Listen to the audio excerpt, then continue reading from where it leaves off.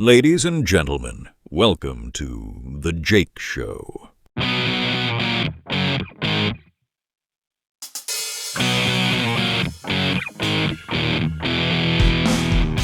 What's up to my millions and billions of fans listening here to The Jake Show? It is your host, Jake Martinez. I apologize for taking a little bit of a sabbatical on The Jake Show these past couple weeks. I've been grinding in the office and you can't believe it. Today, though, we got a great and fun and very interesting show. Unfortunately, our boy Corbin is out this week. We had a little bit of a logistical issue. However, we got a great friend of mine, Bryce Powers, here. Bryce has been one of my best friends since high school, but today we're going to be talking about his very interesting upbringing in the world of being a football referee, all the way from your sub-varsity middle school level all the way up to Division II college football and knocking on the door for Division I. So, Bryce, without further ado, man, you want to say hi to the millions and billions of people listening? Yeah, absolutely. You said it's going to be a great episode. I'm excited to hear who you bring in after me. No, I walked in the door today and said, hey, I'd like to buy a mortgage, and got put in a chair with a microphone. So I'm as lost and clueless as a first-time listener. One thing people don't realize when they apply with me is you got to get on the podcast. So That's fine. That's a complete joke, by the way. Don't think that's true. But anyways, though, Bryce, I'm glad to have you on here, man. We can talk a whole lot of crazy stories, some even being illegal. But today, we're not going to discuss those. We're going to talk about football. So, man, I got to ask you, dude, where does your love for officiating, where does your history and being a referee, where does that all begin? What shaped you into becoming who you eventually became with how many years of experience in the referee world? I did the math before coming on when you asked me about this. I think it's 9 seasons, which doesn't sound like a ton. We'll get into what that is. Well, what started your path to 9 seasons in the Zebra Stripes? Actually, my path doesn't start even in the fall or with football. It starts in the spring with baseball. I umpired Little League baseball locally junior and senior year of high school. I'd played catcher growing up all the way through, same as you. In fact, it's the reason I think we were never on the same baseball team growing up. But I got to the place where I wasn't going to continue playing baseball, and my dad said, hey, you caught pitches for however many years you did. You should go up there, make a little bit of money, stay around the game, and call balls and strikes. And so I did.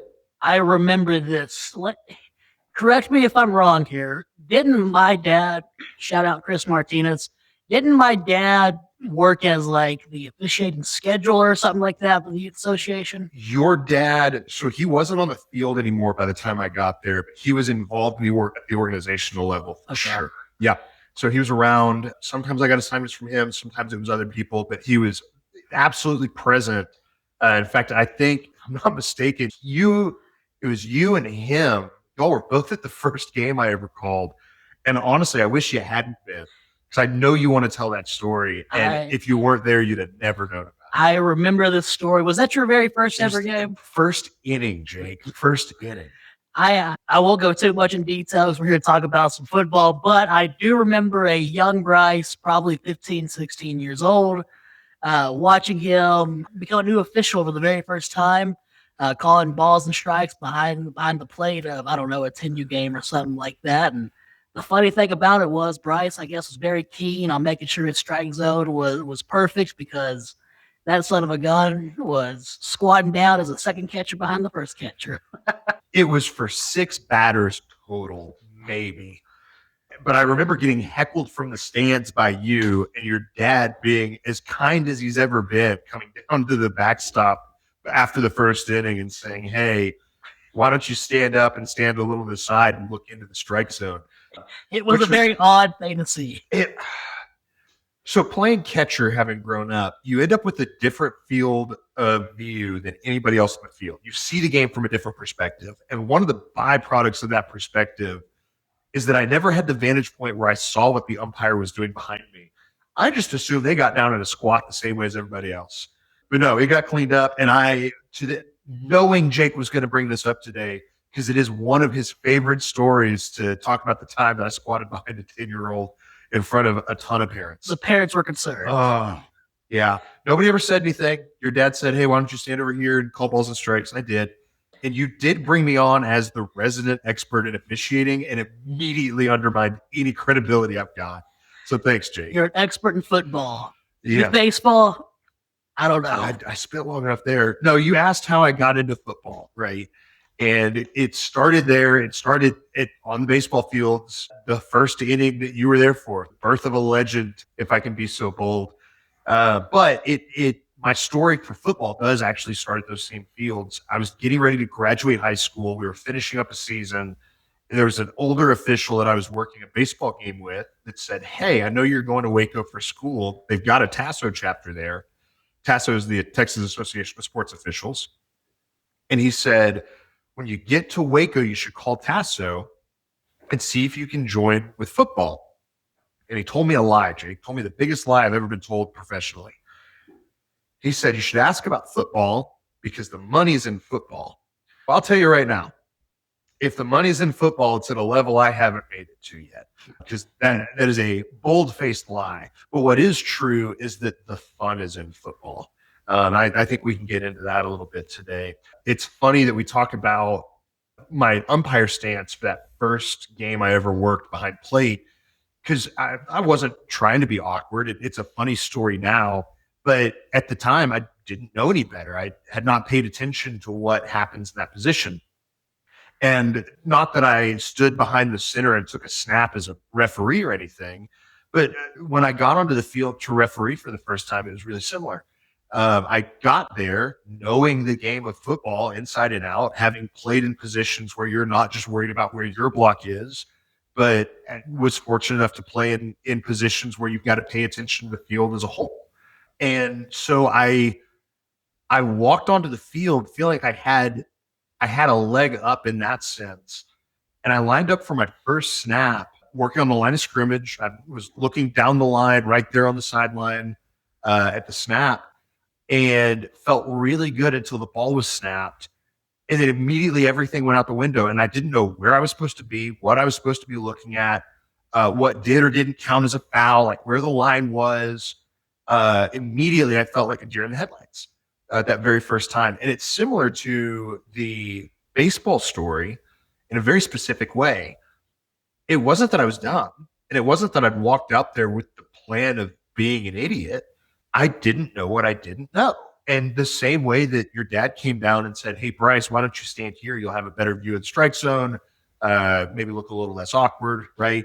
In the same way, I had several other officials that had worked a lot longer than I had on that football field in Teague, Texas, for that scrimmage. And after about 2 snaps, they said, "Hey, Bryce, why don't you?" And they started to point me in the right direction as an official. So I find that very interesting, simply because I think a lot of people who have no experience refereeing can relate to that story in some capacity, simply because everybody in whatever career is at a point where they have started out not knowing what the hell's going on. Me starting in the mortgage business and having to learn through mistake, through trial and error, just learning, play by play, I guess you could say in this terms. I think it's extremely relatable what you're saying there.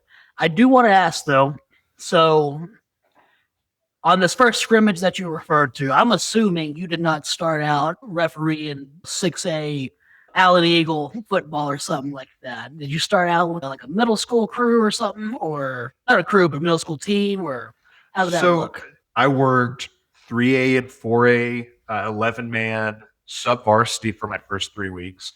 I ran chains at a 6A game, so not in a position of authority, not as an official on the field, but went with a crew that knew what they were doing, got to sit in the room, did their pregame with them, walked the field with them, charted fouls for them, was present and got to see how they operated at a 6A midway game to open the season, but not in a position where I could screw anything up, right? So that was my first week. My second week, I rode along with another crew and just charted fouls for them. And my third week, I worked a Division 1A 6-man football game. And I showed up on that field, and it was me and one other official. The third official quit and never told anybody. And we worked that first game with 2 officials on the football field. And there's a thing called, so you have the rule book. There's also a thing called the mechanics book. Both are equally important. The rule book is the thing you think about. The mechanics book, nobody that's not a referee has ever thought about, right? There's nothing in the mechanics book for how to work with two officials. It just doesn't exist. We figured it out. We made it up that night. We got it right. And I got a check at the end of it, and nobody was really that mad. So we did okay, I guess. But that's how it started. So, again, knowing that you made it all the way up to the ranks of Division II in college level, can you walk us through kind of how long it took you to get from each phase of the game, going from like kind of like your, I guess you would say, kind of being perceived as like the rookie referee doing the smaller 6-man stuff, to then being promoted doing bigger playoff type football or even bigger schools, maybe even like a state championship game or anything like that, and then working away to college and so on and so forth. How did that look? So the referee is the guy that's in charge. I was not a referee. I was just an official. My path forward was actually as an umpire. There was an umpire that blew his ACL, and I had played defensive line in high school, and so I was comfortable standing in that position. It was my second year officiating, and I had spent the off season reading the rule book and knowing the mechanics manual and being as knowledgeable as I could be about it. And I got to work on a very good crew because several of the games they were working were 4A and 5A schools that needed to snap the ball. Those coaches expected to snap the ball 8 seconds after the previous play ended. Well, if your regular umpire who spots the ball every play blew his ACL is unavailable, they went with the 19-year-old or 18 or 19-year-old kid that was quick enough to get the ball spotted. And I think they trusted me enough, having worked with me on some Thursdays, to know, hey, he may not know everything there is to know in that position, but he's not going to get in over his head. And that opportunity got me through my first season, and I wasn't working 6-man anymore. I was working 3A, 4A, 5A football games. Again, that path, if you have enough officials, I'm not the guy that gets asked to do it, but if the number of officials available that aren't already on crews, if we don't have enough guys, you're going to grab the next guy up, and that was me. My path to the college ranks was really similar. So at the end of that season, having worked umpire for that crew, I got into the spring and got an email February, maybe beginning of March. And it was from the coordinator of officials for the SAA and the GAC, which is a Division II and a Division III conference. And it was a bulk email, blind carbon copy, sent to I don't know how many people, but it said, hey, I'm the coordinator of officials for this camp. I put on this camp to teach college football officiating. If anybody it was addressed, and it was, you have been recommended as somebody that would be a good fit for this. If you're interested in coming to the camp, X, Y, and Z. I still don't know who put my name in a hat as a recommendation for it. I know that coordinator of officials well enough to know that he sent that email to 50, 75 people. He didn't know who I was personally, but he had a list that he had gotten, and that I was on it. And I can't tell you how or why.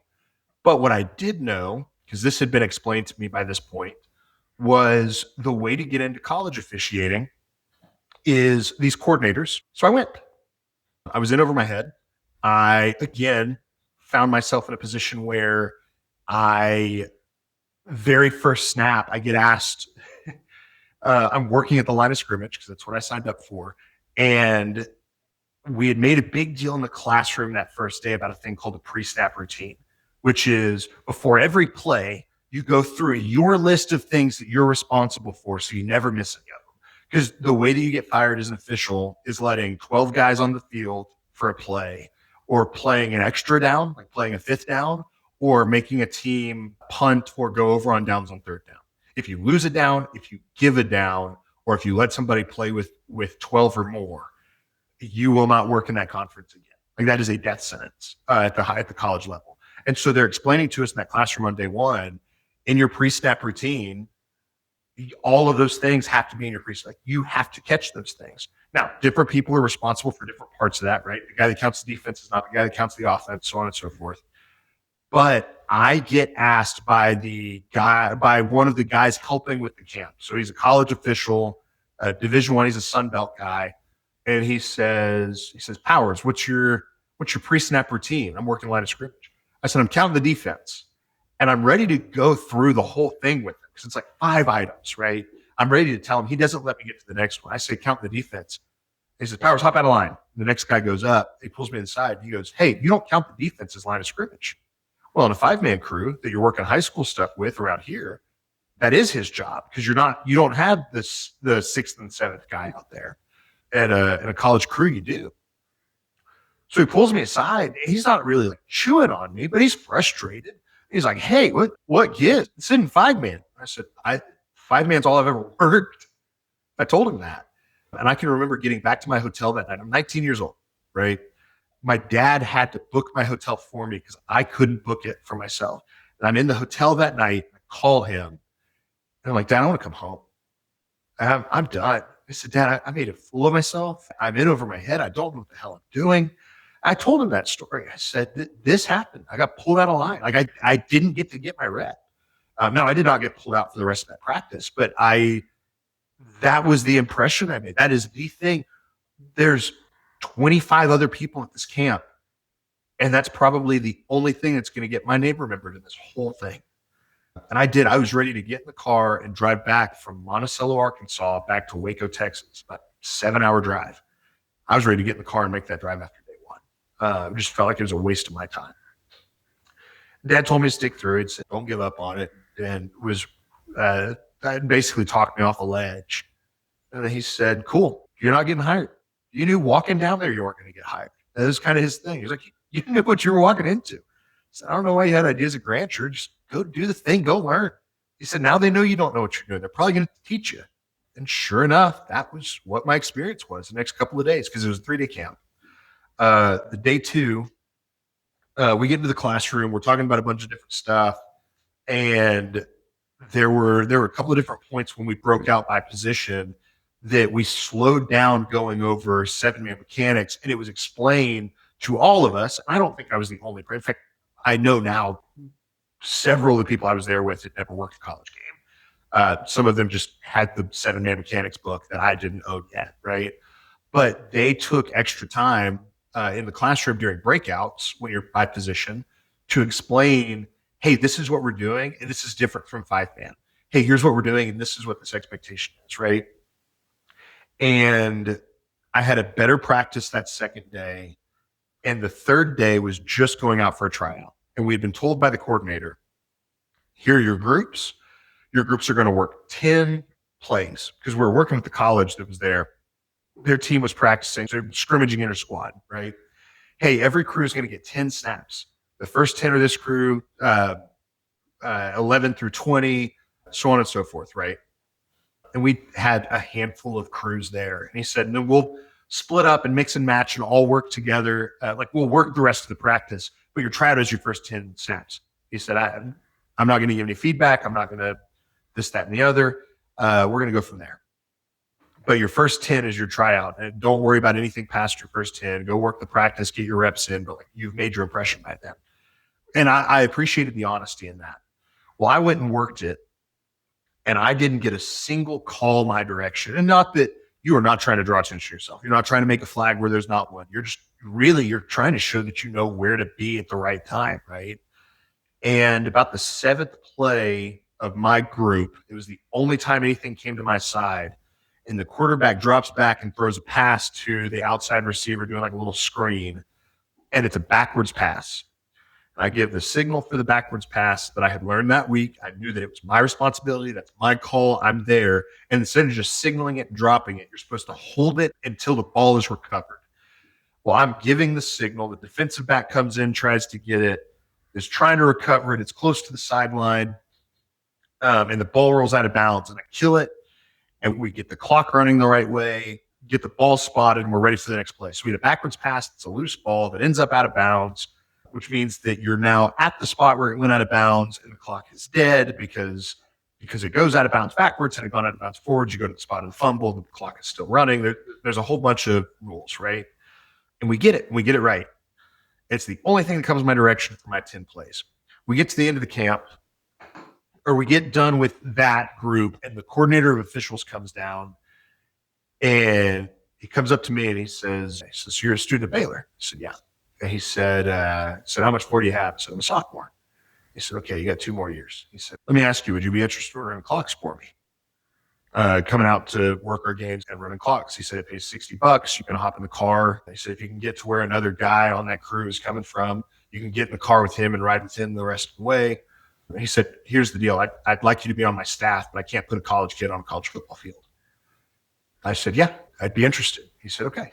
And he told me, he said, I'll have a spot. When you get graduated, I'll have a spot for you. But for the time being, I want you around. I want you to learn. I want you to be a part of it. I said, okay. And the entire time I'm sitting there going, I just got told I have a job. This is sick. So I ran clock sport for 2 years. I've worked a ton of college scrimmages for him. There's a lot of ground to cover. So the schools, the Great American Conference, the schools are in Arkansas and Oklahoma. I was in Waco, Texas. Dadgummit, dude, I was a college football official. You couldn't take now. I was just running clocks, but I was listed on the game card. I was there. I was part of the thing. And I say I worked 6 seasons of college football. I worked 4 on the field. Thank you for all that, brother. That was some good info. I got 3 basically rapid fire questions. Come on. I'm curious.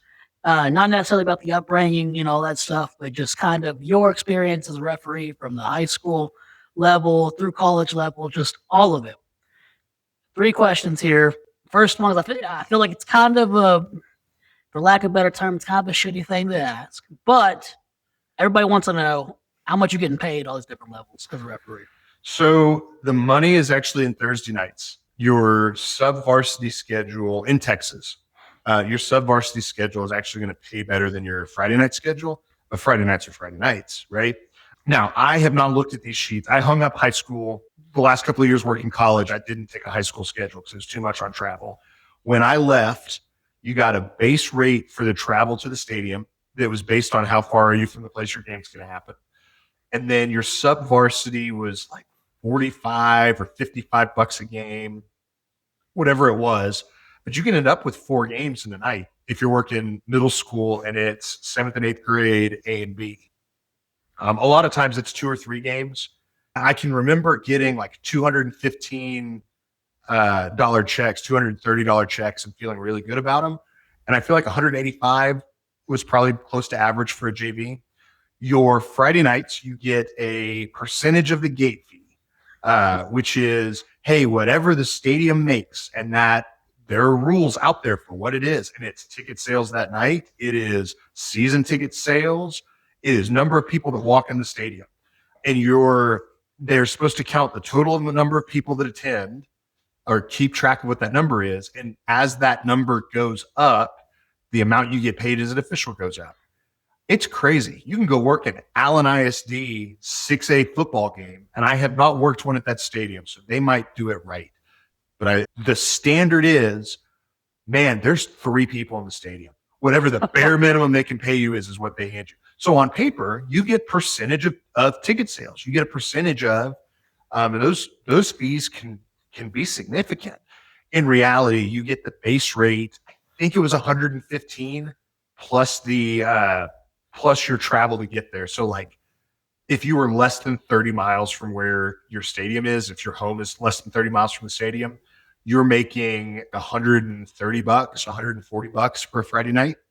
But that being said, when you get into the playoffs and the UIL is managing ticket sales in the gates, a state championship game, some of the big ones, the checks from those end up being $600. What about college level? Was there a big bump there or relatively close to the same? College level, and I'll remind you their base rate for my conference was $350 a game for everybody on the crew. There are conferences. Ohio Valley, I think, pays $400 a crew or $400 a member. We had the option the first year we had a new coordinator. We got the option and we voted on it. Do we want 8 officials? Because we've been working with 7. Do we want 8, which is what Division I works? And being able to say you've worked 8-man is a good look. That's a good thing to have on your resume.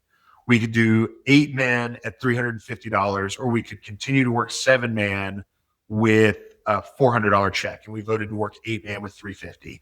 Because again, the guys working at that level, you don't stay at Division II. Division II is a great place to be. And it's fun.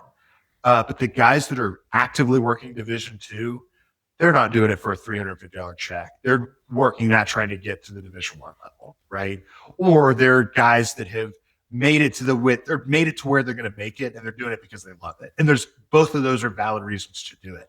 But that $350 sounds great until you start doing the math and you realize, oh, My furthest travel was an 11-hour one-way trip from College Station, where I lived my last season working at that level, to northwestern Oklahoma, in Alva, Oklahoma, which is you drive to Kansas and turn left. That's how you get there. And my average trip from College Station was about an 8-hour one-way trip. Now, don't count your fuel. Don't count your hotel if you decide to get a hotel. Just look at what the hourly rate is. If the expectation is you're there 4 hours before kickoff, you work a 3-hour football game, and at the end of that, which is really about 3 hours and 15, my crew was pretty quick. We were proud of the fact that we'd be off the field within 3:10 or 3:05, but 3 hours is the minimum, right? So that's 7 hours right there. You're sticking around an hour after at least, showering, getting cleaned up. There's an on-site observer who's hired by the conference to go and watch the game and then give notes to the crew, right? We're filling out a foul report. We're getting a bunch of stuff in. You're normally leaving the stadium somewhere between 90 and 120 minutes after the game ends, roughly. And then add on to it a 16-hour average drive. That $350 eating an entire weekend before you've paid for fuel, before you've gotten a hotel room, if you're going to get a hotel room, and a lot of guys don't, your hourly rate there, you'd make more when we worked at Chicken Express. But that's the guys that are working that aren't working it for the paycheck. Let me ask, and maybe you know this, maybe you don't, but for the guys who make it to the next level, D1, what is the pay rate looking at? Again, I know it's probably based on conference. It is. Every conference is a little different, but they're all close. The last time I talked with anybody about the numbers, and I preface that because my data is a year and a half old at this point. The last time I had a conversation with somebody, the SEC was paying $9,000 a game. That's a jump. Yeah. SEC was paying $9,000 a game. And I think the rest of your power, is it Power 6 now? Whatever they call them, your big conferences, big Division I conferences, SEC paid better than anybody else. Everybody else was between $7,500 and $8,000 a game. Wow. The NFL, actually, their rates, I think, are publicly available. And they pay, I don't know what the game breakdown works out to, but the average NFL or a starting NFL official, my understanding is they make over $200,000 a year. Time to pay the bills. Hey guys, quick break from the show. If you don't already know who I am, I'm Jake Martinez. Not only am I the host of The Jake Show, but I'm also a veteran mortgage lender. Now, if you're not really sure what a mortgage lender does, I'm basically the guy who helps you figure out how to actually buy a home or improve the one that you already have. I look at your income, credit, and goals and show you what's realistically possible, whether that's buying, refinancing to lower your monthly payment, or just getting a clear game plan on what you can and are able to do. No pressure, no confusing bank talk. We can even run everything with a soft pull so it doesn't hit or affect your credit. If you got questions or just want to see what your options are, hit me up anytime. Call or text 940-389-5443. I would love to see what options are available to you. Now back to the show.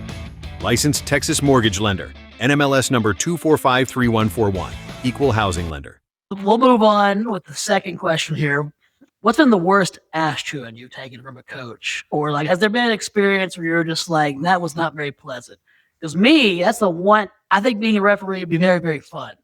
However, I would not want to be sitting there on the sideline with a potential bad call and just getting just rung up by a coach.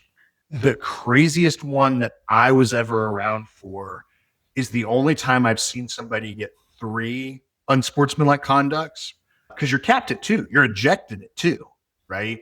But it was a 6-man varsity football game for a football team that was 0-8. And this coach, I think, knew he was about to get fired. It was about to be done, right? Small school, public school. And he wanted a timeout at the half. His player is churning his feet, trying to get upfield, not getting out of bounds. He's already, and I should back up. He's already been flagged once. He has 1 unsportsmanlike already. The coach of the coach already has 1. He wants a timeout. He's calling timeout, running down the sideline while the play's going on. Clock's about to expire. And his player is 3 steps in bounds, still churning his feet. Well, his player gets tackled out of bounds. The clock's going to stop anyway. We signal kill the clock. It's at 0. And the clock expired during the play. And he is insistent that he gets it on time down, insistent he got his timeout in time. And he just didn't. And I know it because I was on his sideline as he's signaling. I'm ready to grant him this timeout. And the player goes down after the clock's at 0, right? Well, there's no conversation to be had about it, nothing that can be done about it. And he says, and I have that female white hat at this point in time. And he used some language towards her that I won't repeat that should have gotten him tossed then. And she, and in all of her wisdom, says, Coach, I didn't hear that. We're going to the locker room and we'll see you after half. And basically says, I'm not going to flag this and sit in the locker room and wait for 28 minutes to handle it, right? So anyway, we come back out at half, or out of the half. And in the first drive, he has a player go down and get hurt. And the thing he had gotten flagged for earlier in the game was coming out onto the field to talk to us, because you can't come onto the field to have a conversation with the officials during play. Like, it just isn't a thing, right? And so he had been restricted to his sideline. Well, his player goes down. He comes out to check on his player, and he starts mouthing at my referee. During live play, his player laying on the ground hurt, and uses that as an excuse to walk out there. And instead of taking care of his official, starts hollering at her again. Uses some choice language in reference to the timeout again. And he gets flagged and ejected. And as he's walking off, he turns to me and says something to the effect of, get your dog on a leash. And which is, what a wild thing to say. And so I flag him for a separate thing that has been said as he's being escorted off the sideline by the on-site like sheriff that's present at the game as security is walking him out. And the principal, because it's a 6-man school, the principal of the school was the head coach for the remainder of the game, because they took, like, it's a small school, man. And that was the most interesting, just the sort of thing that, like, gets scripted and you're like, this isn't real. Like, this is exaggeration and embellishment. And I'm telling you, I watched it happen. It's the only time I've ever seen somebody get 3 unsportsmanlike flags. Oh, it was crazy. Last one here for you. And we're going to get potentially a little controversial on this one. So you haven't said any names yet, so I'm sure you're not going to say any names here. But I got to know, one thing when you think about officials and referees and stuff like that is there's always the saying that, the refs have to fix, or, you guys purposely fix games. I got to ask, at least the high school level, the levels that you've done, have you ever actually experienced that whatsoever? So I'm going to preface with this. I don't know an official at any level I've worked. I don't know an official that does not pride themselves on good calls and great officiating.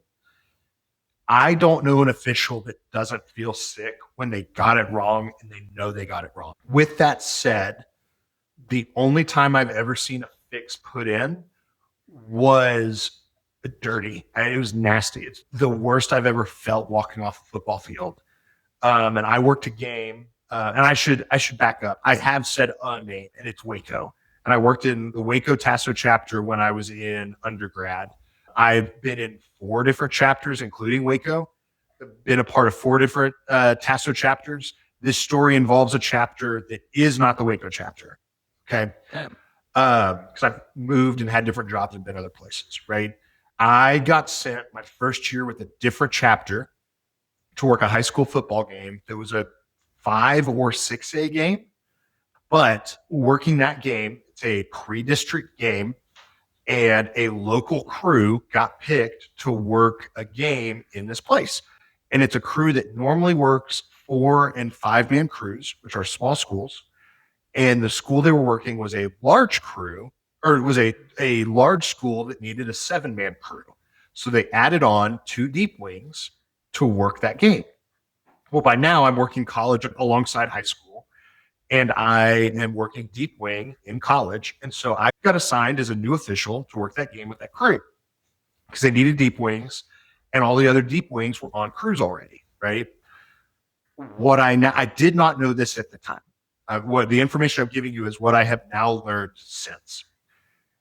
Every person that's on that regular 5-man crew graduated from that high school.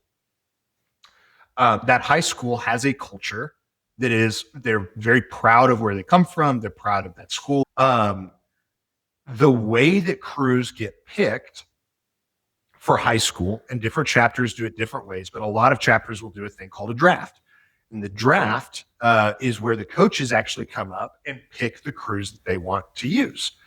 In this specific instance, that chapter had gotten drafted for the second week of the season, and a school was coming in from a different part of the state to come play that did not know any better. And it was a happenstance where that crew got to stay on that game, and I got to go fill in for them. And it is the only time that I've ever been in a stadium where it was a fixed game. I was part of the crew for it. I did everything. We picked up a flag that someone else had thrown where I saw the action. It's called fishing in another person's pond. And different people have different philosophies on it, but like, I'm not going to go call somebody else off of their flag. I will give information if I can. I'll help. And if somebody's asking for help, I'll come in and tell them what I saw. Like that, you do that part. But I'm not going to run in on somebody that, hey, I've got holding here, or hey, I've got a face mask. I know it. I'm not going to run in and talk somebody out of it if they're certain of it. I'm not. It's not my place, because ultimately their flag is their name and their credibility. That's their whole shtick.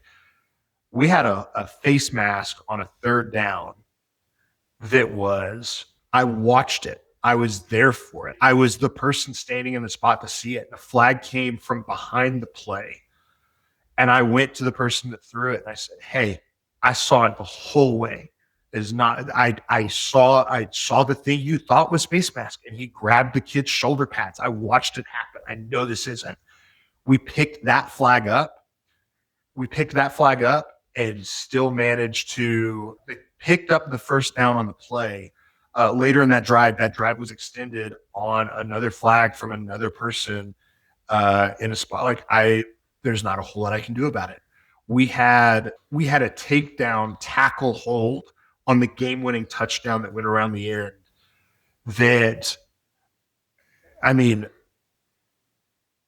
I still don't know. I can't throw. I'm on the opposite sideline. I can't throw that flag. I'm crossing 3 officials to get my flag to that spot, and I cannot be the one to throw that one. I've already thrown my flag some places that maybe shouldn't have been that night, and I've already picked up someone else's flag for them, right? Like, my hands are tied at what's available to me. And it was the most egregious hold you've had. Kid got tackled to break open a touchdown that ends up winning the game for the home school there. And the crazy thing is that missed hold was not the biggest thing that happened that night. And I had a conversation I called the guy that does scheduling for us that night, left a voicemail. He wasn't done with his game yet. Left the field. That I felt dirty. I showered before I left. And I lived about 5 minutes from the stadium. And normally you shower when you get done, but I showered before I got in the car. I felt so gross. We got home. I ended up talking to the scheduler the next day and walked him through what I had seen. And he was like, okay, I appreciate you letting me know. And I don't know internally what the consequences were, because I know it went to the board, and I was not on the board. I ended up I was a deep wing for the treasurer's chapter, or for the treasurer of that chapter's crew for a long time. It's actually where I finished up my high school officiating career, was on that crew. And what I know now is that white hat does not work in the chapter at all. Several other guys on that crew are not allowed to work together And I don't know what the consequences were in that season specifically, because my understanding is those consequences were handed out for something else later down the road. But what I do know is that they had done everything they could without barring that school from drafting that crew to prevent that from happening in general. And it got to the point where they eventually just removed the crew entirely. That's a very long-winded way to tell that story, and I know it. But the point that I'm trying to make is that is not the norm. It is so far from the norm. And that's the part that I'd like to make clear to anybody watching is I'm not saying egregious calls don't happen. They do. When you're at a game that's being cheated, it is, if you think you've been at a game that's been cheated, You haven't. imagine what it would be like if you had an earpiece in your ear and could hear them talking about it. And that level of proof is what it would look like to you on the field. Like the level of awareness you would have to a game actively being cheated out from underneath. It's not a bad call here or there. It's a standard that is worse than somebody having a bad game.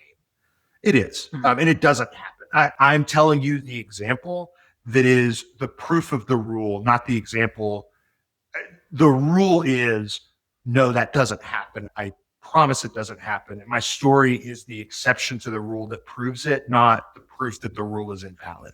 Because the consequences for that, and for the record, I was not the only person that called in and reported that it happened. The other deep wing that was not from that crew that worked with me, again, you would think there's like a protect their own mentality. And there is very much a, hey, officials are going to take care of officials. Officials do not have any sympathy for somebody trying to pull a stunt like that. And the other deep wing that worked that game with me, who I've worked plenty of playoff games with since, is a good official. I know it bothered him enough to make a phone call. And the opposing head coach made an official complaint to the UIL over it. So, like, there's the way that it gets elevated when it does happen, it gets handled. Ask me I realize we've gone for a long time. You've asked me two, like, shitty questions. Ask me a good one. Ask me about something good. I would ask you about the best call you ever made, but you told me that story twice. That's a 45-minute story. It's not. God, I can't prove that it's not. Time to pay the bills. This is Corbin McBride with Goosehead Insurance. Just coming to you real quick to try to just offer my services. We do anything property and casualty, so that's going to be home, auto, ATV, boat, anything you really own, even commercial business. Happy to quote you out and see if we can help you save some money. My number is 682-282-5051, and my email is corbin.mcbride@goosehead.com. Thank you. One final thing. Give me a different. We can always do a part two. We can always do a part two. No, nobody's going to be interested in that. I'm not interested in that.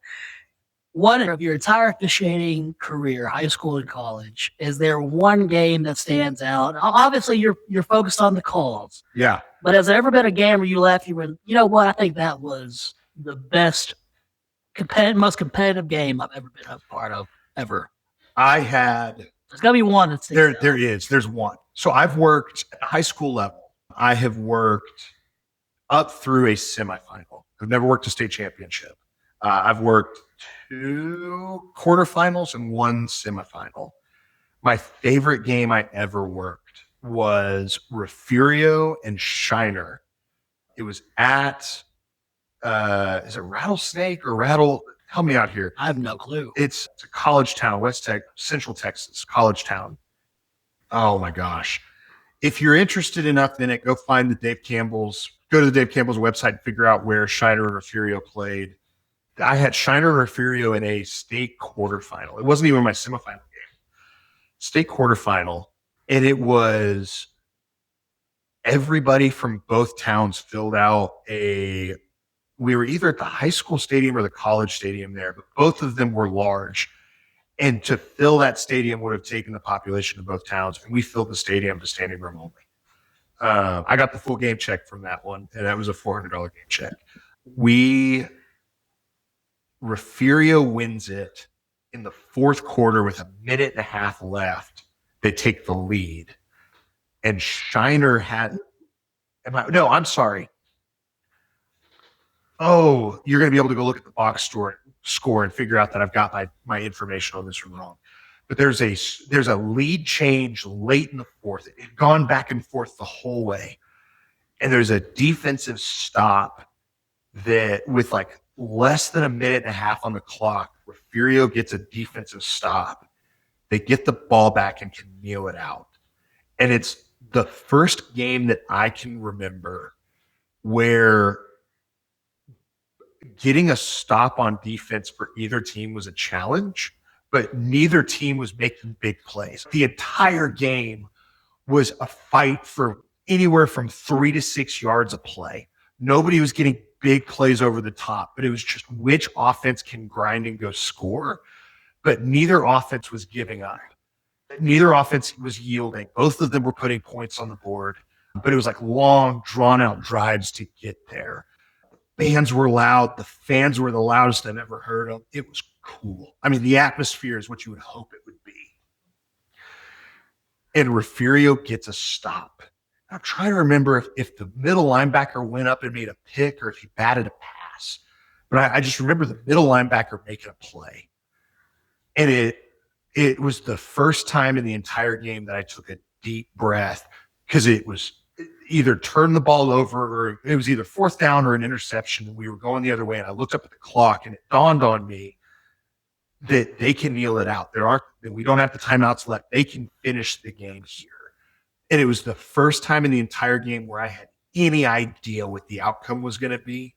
And it was the first time that I was able to take a full deep breath because, I mean, it was edge of your seat football the whole game. And there were kids playing in that game, which is 3A. It's either small 3A or big 2A. I think it's small 3A. But one of those schools has since gone up a division. But I just remember walking off that field going, there are 4A and 5A football teams. They have players that are bigger than these kids, but are not the athletes that these kids were. And that was a special game. That was a fun one.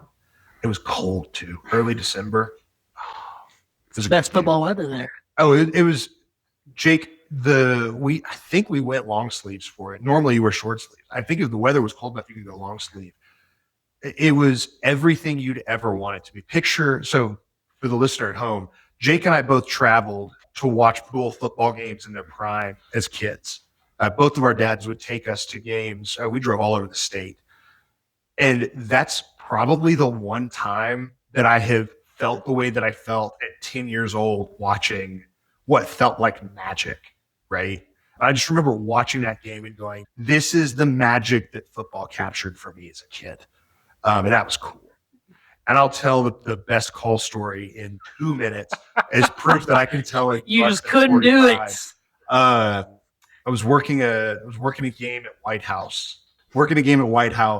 With a crew that I had not been on before. That I, at the end of this game, or the following season, was asked to be a part of that crew and stayed on that crew until I hung it up.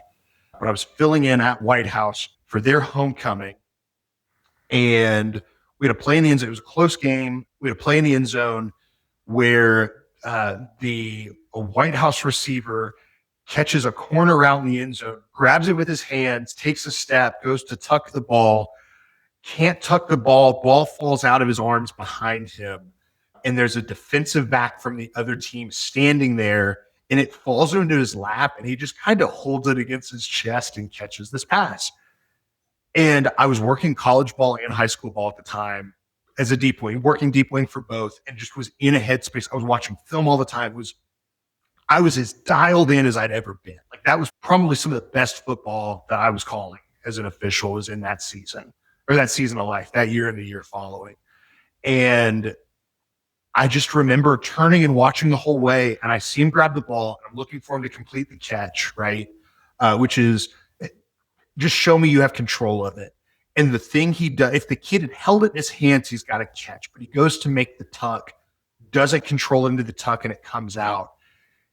And I already know it's incomplete. I already know, like, the sideline's going to be mad because it looks like it catches the ball, but it's not a catch. And I'm already ready to go incomplete. And I see the defensive back, and this kid can't be more than a sophomore, like just wide-eyed in the eyes. Ball falls into his lap, and he catches it in the end zone, and he holds it for a second, steps out of bounds. I go, crap, man, that's a pick. I know that's a pick.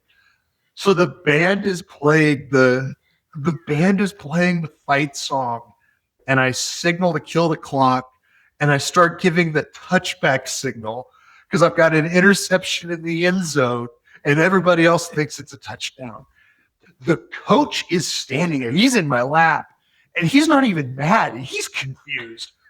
And I have the white hat, and he's like, don't give me I need to know what happened. And I've got the coach right there, and the answer you're going to give a coach, you're just not going to get into the detail with the coach that you are the ref.